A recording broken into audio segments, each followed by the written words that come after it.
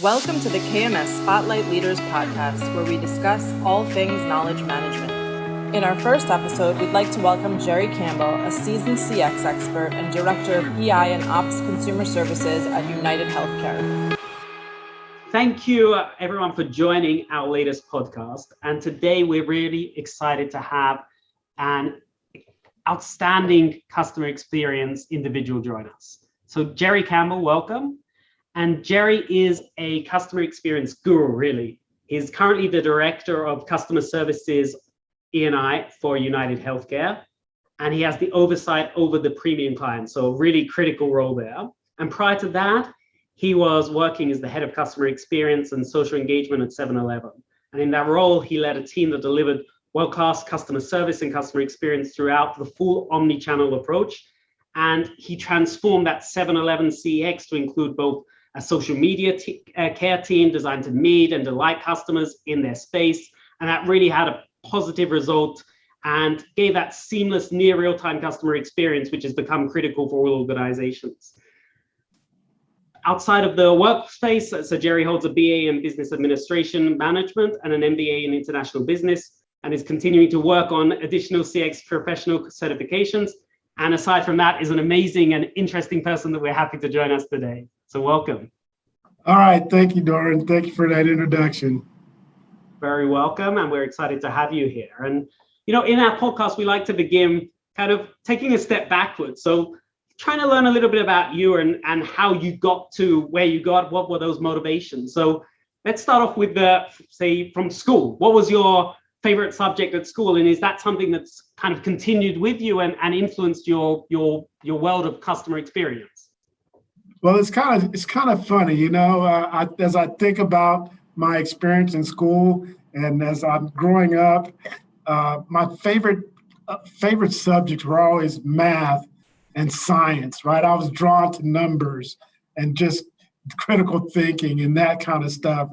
And then as it transpired into my career, I started getting away from thinking about the numbers and start thinking about people, right? So it's really strange, but as a numbers guy, my thought processes and everything kind of changed from that mathematical mindset to more people mindset. So it's been an evolution that it's kind of strange, but I enjoy it where I'm at in the space.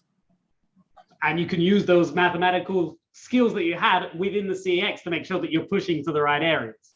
Yeah, there you go, right? I still have that analytical mindset when we talk about, hey, are we performing as we need to and digging into those numbers? So I am able to dig into those numbers, but really I leave that to more my analytical teams. But I like to drive success in people now. But and the people that get the numbers for us, right? But there's always, as people always say, the numbers don't lie. Mm-hmm. They just don't lie. They always bear out the truth, and it gives you some actionable decision points to which you can really guide and project your team. Mm-hmm. Absolutely. And when we're also thinking about kind of where you got to today, do you have a role model, maybe somebody real from your life, or maybe even fake from a book or from a movie? Yeah. So as I think about it, right, I think about my parents, and I have a military background, but my mom and dad, my mom has always been the educator, right? Mm-hmm. She instilled in us that education was important. My dad was in the military, and really their hard work and work ethics just inspired me and my sisters. And we come from a very meager background, but we've been successful. Both of my sisters have doctorate degrees, and just because of that education that my mom pushed them through, right? And they're both like deans at prestigious schools in the United States here. And then myself, I kind of took a different path. I went into the military for 30 years, and I was very successful at that. Reached the highest levels of leadership. Did a lot of great things, and now I stepped out And while I was there, I was able to get my education. I always had that focus on that education, though, getting my degrees, learning, and it still drives me today. And that's what, when I'm talking to my parents, I'm still telling them, hey, I'm still driving, learning, and really pushing myself to be that next level supervisor, leader, get more education. So those two people, my mom and dad, and still they're my heroes today, and they still give me the work ethic and just drive that I have. That's super nice to hear. And on my way to work today, I passed by a sign that said that if you honor your parents, then the next generation will honor you. So I'm sure that it's something that will pass through and continue with the rest of the family. Yeah, absolutely. I hope I'm able to do as good a job with my sons as they did with their children. And so far, I've been successful, and got a son that's going through college, and then a younger son. But we'll see if he makes it out of the household. I guess he's a challenge, but everything has been good. Life has been really good, and I think really, Doron, that it's the foundation that my parents laid that has led to that success.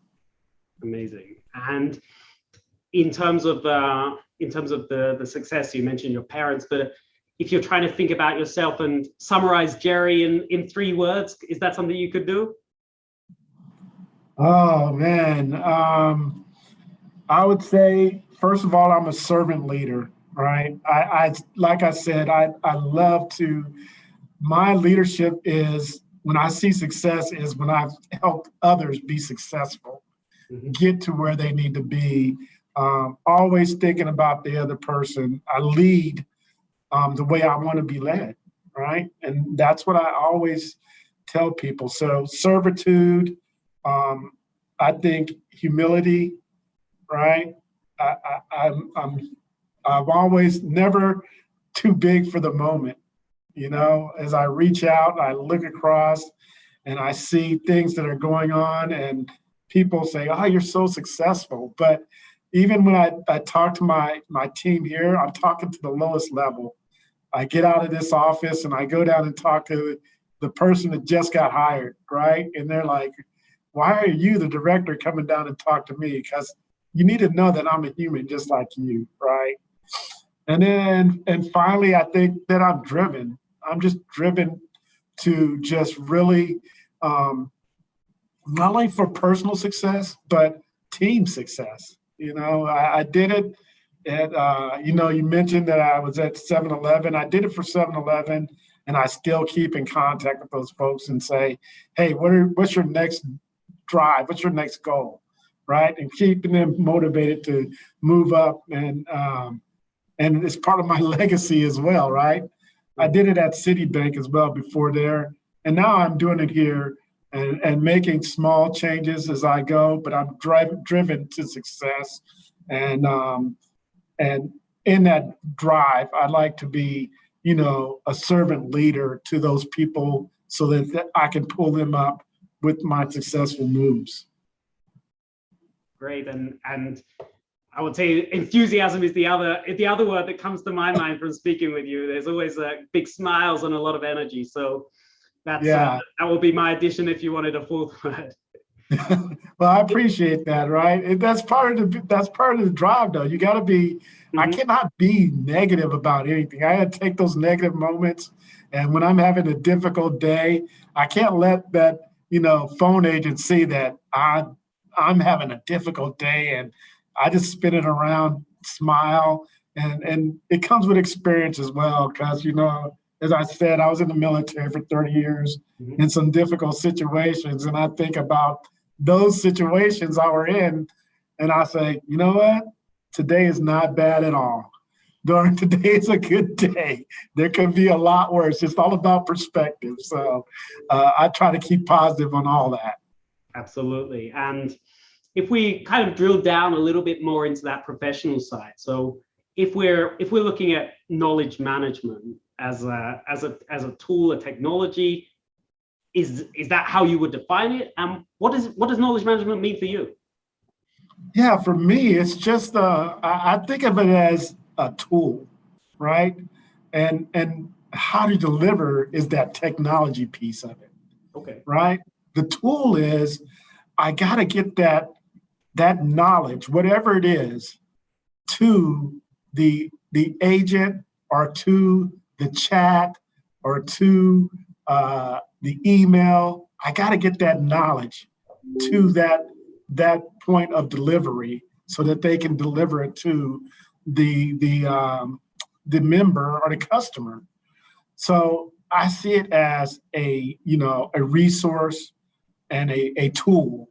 Now, how you deliver that technology piece behind that, that's not what I understand a lot about, but I understand what it needs to do, right? I understand that the knowledge base drives the AI chatbot.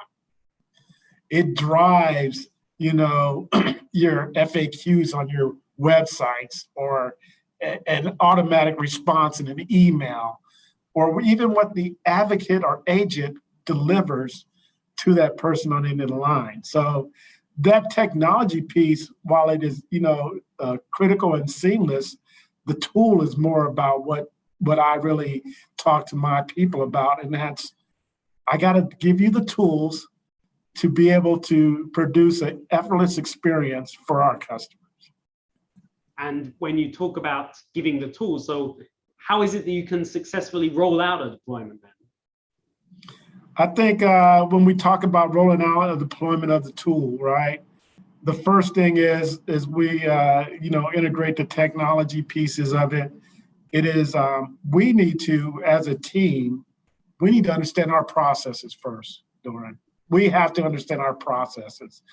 I tell all the technology people that come to me, and I've said it with 7-Eleven and many speeches, is like, technology without process is just an automated mess, right? And so we got to have our processes straight, streamlined, understood, and have that guided light. And then you can start introducing those tools that help you through those processes and the technology that help you create efficiencies in those processes, right? So that's where it begins, is getting your own team in a room, butcher paper, sticky notes, understanding those tools, the procedures, and then saying, you know what, I think we need this knowledge base here to help us out in this process. And that's where it begins. Absolutely. You remind me of one experience that we had with the sticky notes. I think the most bizarre one I saw was I visited a contact center, and they were bigger than sticky notes. They were giving out these folders of materials, and they were giving out a printed Visio diagram that an agent was going to use during a call. And the worst thing about it was that it ended up in a circular loop. So it was impossible to complete the task. So it's definitely important to engage the teams and make sure that they have materials that are going to be helpful for them. Do you have any other ideas about how you can make sure that the team does become engaged within a new deployment, say, of a KM solution? Yeah, I think you pretty much hit it right on the head there. You have to engage at the lowest levels, get input from the lowest levels, right? And even when you have these tools and they're implemented and you want to make improvements, I'm taking input from the lowest level, the lowest common denominator. I want to know from the person that's using it and, successfully, and I want to know from the person that's having trouble guiding through that, because there's opportunities in both, right?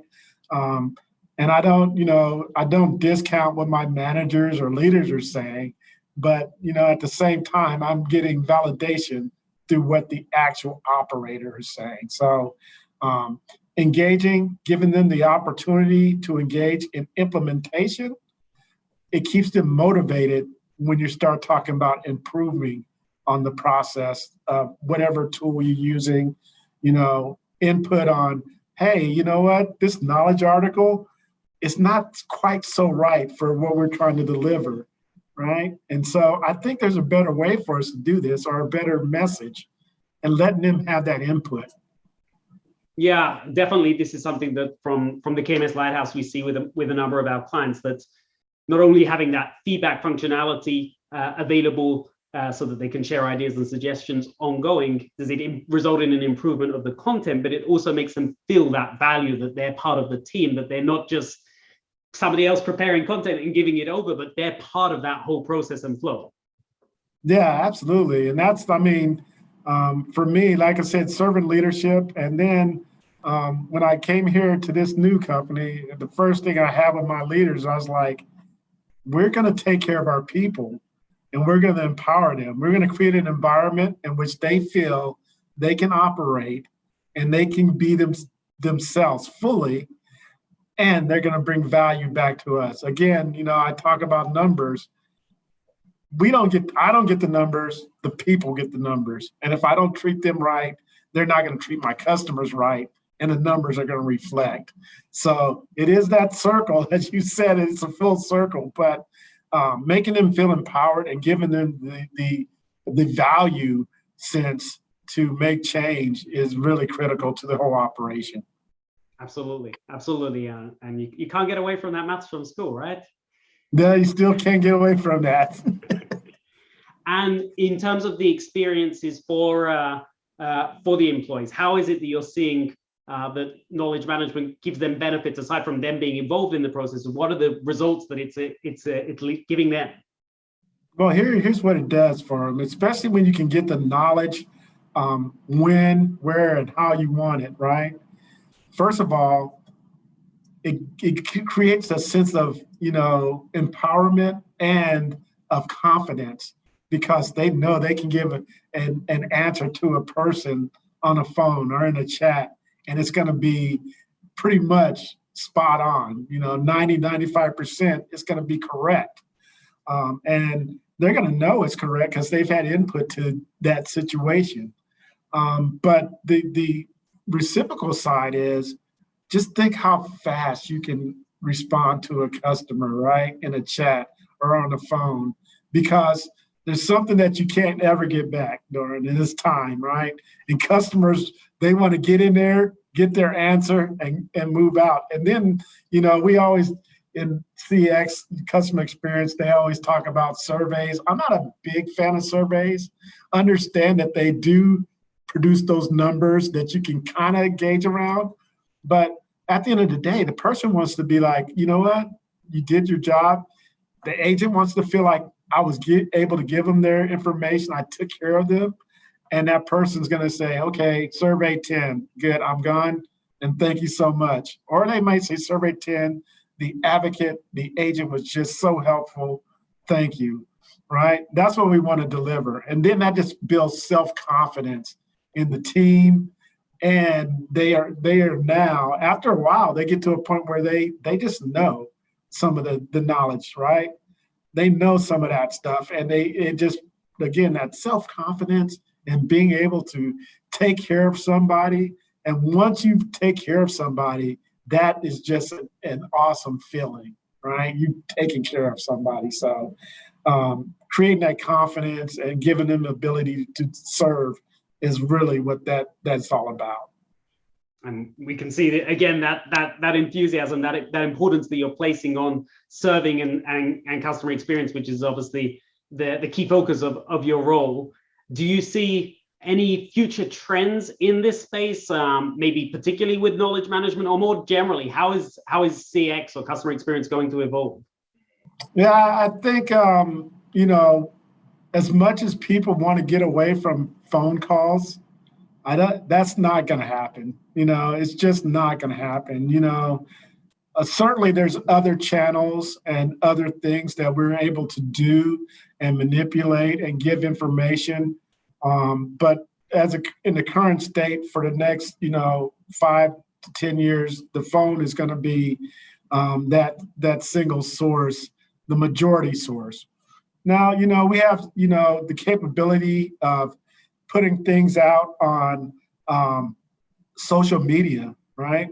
Those and other forms of the phone, text messaging kind of responses, but it's still kind of that phone system in your hand that you're going to be utilizing, whether it be voice or text message. And I think as we look at this, I think we'll start going away a little bit from chat, because chat is I mean, while it's good, people are really not responding well in chat that much. What they are responding to is, hey, I had this issue. Can you text me a video to show me how to do this? Or I had this, that's where it's going. And people are doing that already, right? Mm-hmm. You see some of the service industry, they're sending videos on how to, YouTube videos, and they're texting it to their customers. Mm-hmm. Like a customer says, I'm having trouble with putting this piece together. Oh, here's a video. Now they're self-serving. And that's where I see a lot of this going, self-service.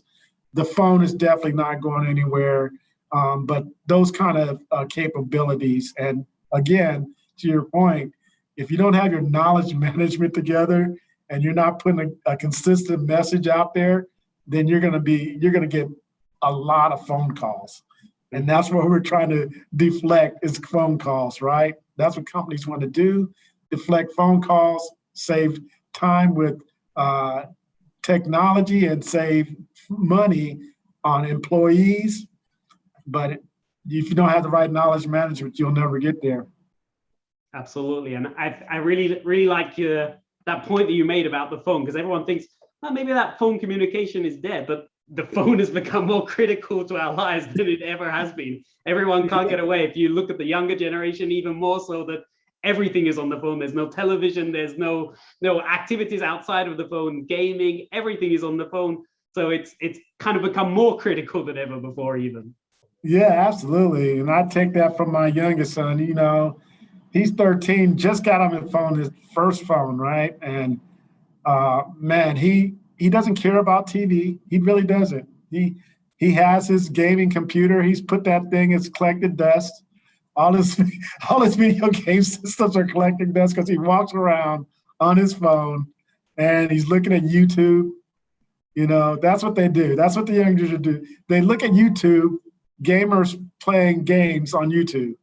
I don't get it, Doron, but that's what they do. And to your point, it's going to be part of normal life, right? You want to know how to get something done, you're going to get a text message, and it's pulling from a database somewhere, right? That video, that knowledge base is pulling and sending it to those people. And they're like, okay, I got it. I don't need to talk to anybody. I can just go in there and I can do it myself. It's all about self-service. Absolutely. And if you're kind of thinking about recommendations for anybody that's interested in the customer experience space, do you have a blog that's your go-to blog, or other podcasts that you listen to, or specific thought leaders that you'd recommend our listeners to consider looking into? Yeah, absolutely. I would say Shep Hyken. Man, he's a tremendous guy. Him and I are hometown guys. He's from St. Louis. I'm from St. Louis. Hometown guy. I've been on his show, but number one, if you want to know something about customer experience, you gotta follow Shep. Listen to his podcast. Listen to his radio shows. He gives out fantastic information. Another guy, Press One for Nick. You might have heard of Nick as well. Him and I have tremendously grown, in this time of COVID. I got to reach out and talk to Nick.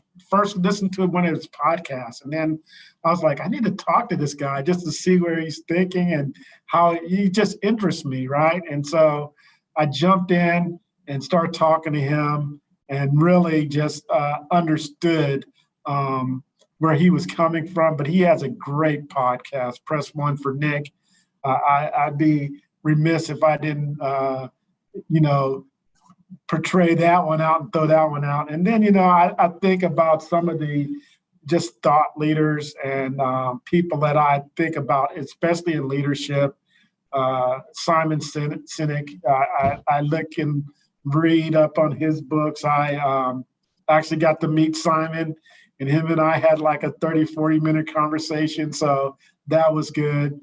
And then finally, I want to just throw out, Zappos founder. God,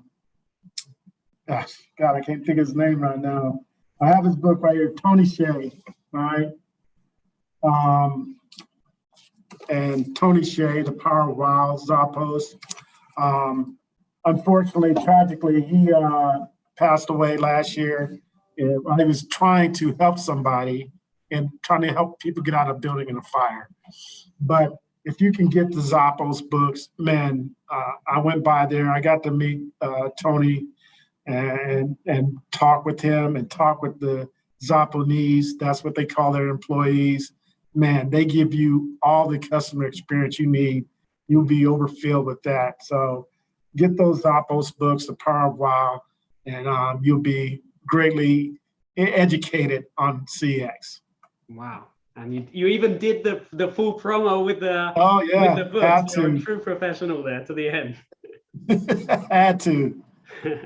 So I'd like to take this opportunity to really thank you for joining us and sharing some of those ideas and experiences that you've had over your really interesting career, and also the heartwarming and the love and the respect you have for your parents as the driving force is always really great to hear, and I'm sure that everyone from your family that listens to that will be super proud. Yeah, absolutely. Thank you again, man. It's been just a pleasure to conversate with you and KMS, and look for exciting things for you guys down the road.